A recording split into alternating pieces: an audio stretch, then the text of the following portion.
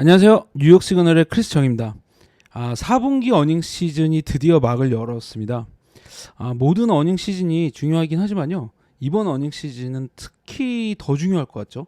왜냐하면은 현재 시장을 관통하는 세 가지 키워드는 인플레이션, 연준 그리고 이제 경기 침체인데요. 일단 이 인플레이션과 연준에 대한 우려는 이번 주 CPI 리포트가 6개월 연속 하락세를 보이면서 상당히 많이 완화가 됐습니다. 당연히 연준의 긴축 우려도 크게 줄었죠. 일주일 전만 해도 2월 FOMC 회의에서 이 50bp 인상 가능성이 꽤 있었는데 이제 25bp 인상 가능성이 압도적입니다. 연준 위원들도요 이 점을 인정을 했어요. 자, 그럼 이제 인플레이션하고 연준은 당분간 이슈에서 좀 멀어지겠죠. 이제 남은 건 경기 침체, 즉 이 기업 이익이 얼마나 무너질 수 있는지 여부인데요.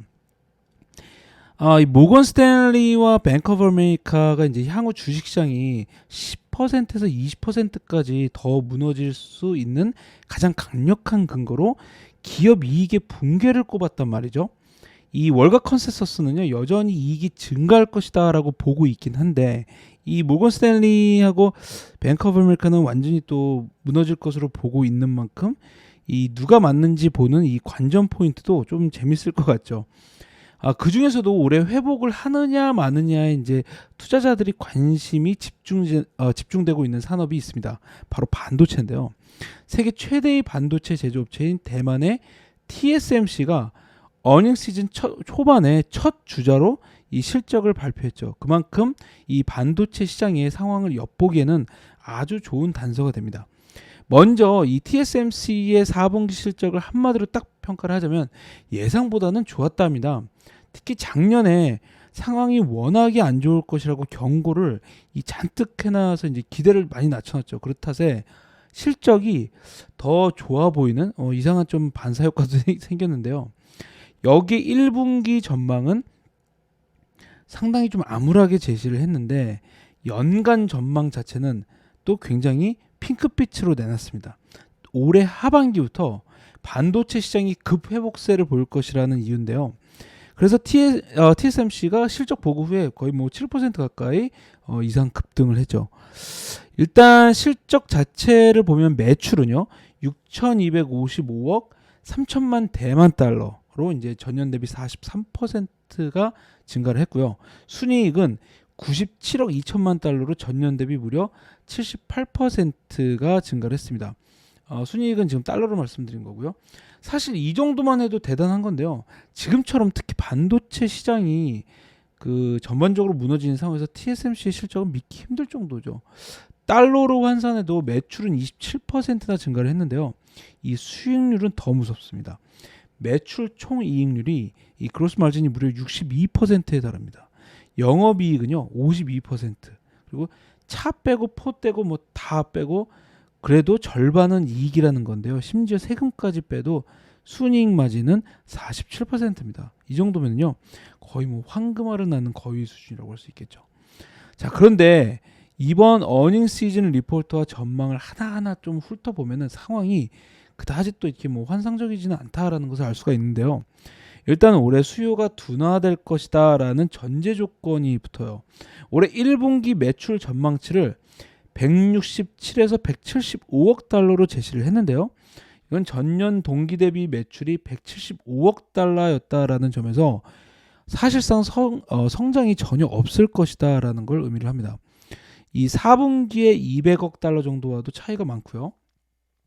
매출 총 이익도 1년 전 62.2%에서 1분기에는 53.5에서 55.5%로 줄어들 것이다라고 봤습니다.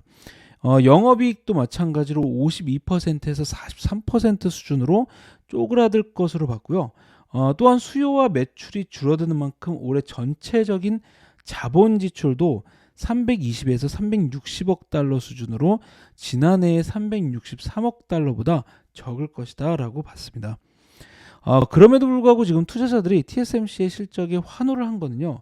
당장 1분기 가이던스 때문은 아니었어요. 이 TSMC는 실적 발표 내내 올해는 수요가 둔화되고 매출 역시 상반기에 높은 한 자릿수 수준의 둔화세를 보일 것이다 라고 예고를 하긴 했지만 이 하반기부터 아주 강력한 회복이 나타날 것이다라고 했기 때문인데요. 여기에다 이제 CEO인 이 웨이 저자는 전체 반도체 산업이 어렵겠지만 TSMC는 그래도 약간 성장할 것이다라고 얘기를 했죠. 한마디로 다 힘들어도 우리는 아니다. 뭐 이런 엄청난 자신감인데, 근데 이게 과장된 표현은 또 아닙니다. TSMC의 가장 큰 경쟁자라고 할 수 있는 이제 우리 삼성전자는요, 4분기 영업이익이 지금 무려 69%나 감소했다고 밝혔는데요. 그만큼 이 TSMC가 굉장히 탄력적인 실적을 계속 유지하고 있다라는 것이겠죠. 이 월가투자은행인 웨드부시 같은 경우도 이런 점을 상당히 긍정적으로 평가를 했는데요. TSMC가 중기적인 경쟁 위험이 제한적이다라고 봤어요. 이거는 사실상 경쟁 위험이 없다라는 거죠. 그럼에도 불구하고 주가 밸류에이션이 지금 역사적인 저점 수준에서 거래가 되고 있는 상황이라 TSMC한테 이 긍정적인 투자 의견을 바꿀 이유가 전혀 없다라고 이제 매수 의견을 밝힙니다. 중요한 거는요, 이 반도체 산업 자체가 이 구조적으로 문제가 있거나 이제 사양 산업이기 때문이 아니라 현재 부진이 경기 순환적으로 지금 잠시 오는 이제 침체기 부진이라는 거죠. TSMC도 이 부분을 실적 발표에서 이야기를 했어요. 그러면서 올해 말부터 다시 회복이 시작될 것으로 보면서 올해 전체 전망은 상당히 긍정적으로 제시를 한 거죠.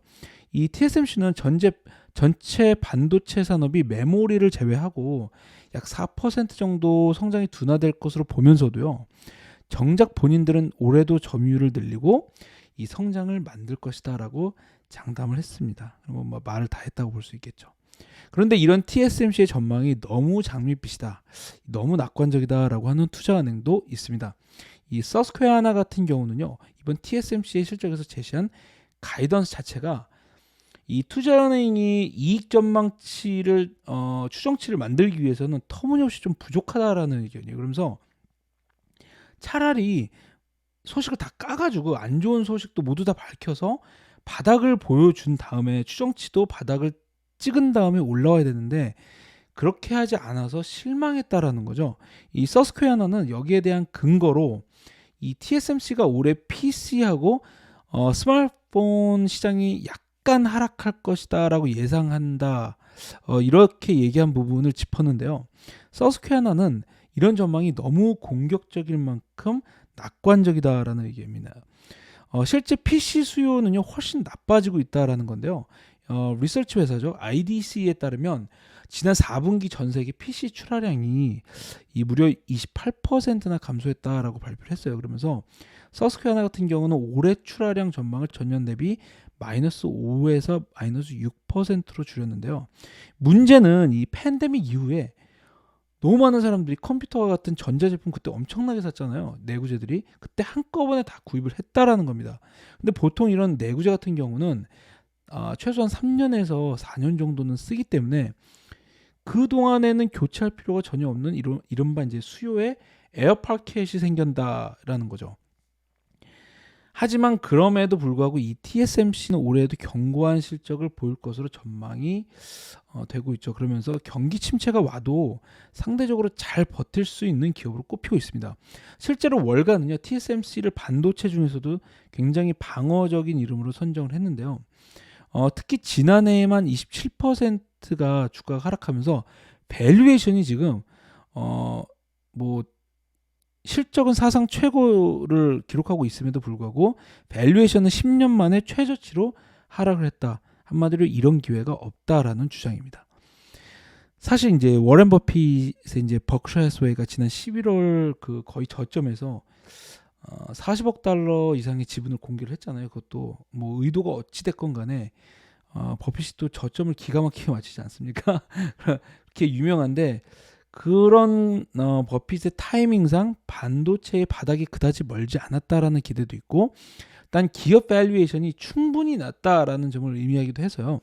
이 반도체에 대한 관심, TSMC에 대한 관심을 가질 때가 아닌가 싶은 의견입니다. 최근 반도체에 보수적인 접근을 하고 있는 이제 FBB 캐피털 파트너스라는 월가 투자은행은요, TSMC와 함께 잠재적 침체의 방어적인 이름으로 이제 텍사스 인스트루먼트를 꼽았는데요. 실제로 이 텍사스 인스트루먼트도 수익성이 아주 막강하기로 유명을 합니다. 총 매출 이익률이 69%에 달합니다. 영업이익은 52%고요. 순이익 마진은 43%입니다.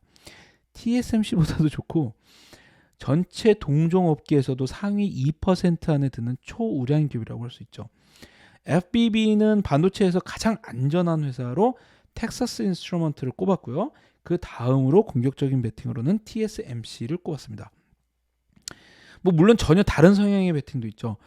클라우드나 AI, 전기차나 무인 자율주행차와 같은 구조적으로 향후 미래 엄청난 성장이 예고되어 있는 장기 성장의 기회, 여기에 노출되어 있는 반도체 업체로는 역시 다 아시겠지만 엔비디아 그리고 퀄컴을 꼽았는데요. 그만큼 훨씬 더 공격적이고 과감한 베팅이라고 할 수 있겠죠. 특히 엔비디아 같은 경우는 크레딧 스위스는요. 다음 달 실적을 보고할 때 게임 부분이 거의 정상화가 됐을 것이다라고 보고 있는 상황이라서 위험이 상대적으로 좀 많이 줄어들었을 것이다라는 전망이 있습니다. 퀄컴의 경우는 이제 반도체 시장이 가장 먼저 조정을 받은 이 핸드폰, 셀폰 분야였다라는 점에서 이미 월가의 이익 추정치가 바닥을 쳤다라는 기대가 있다라는 점을 또 들었고요.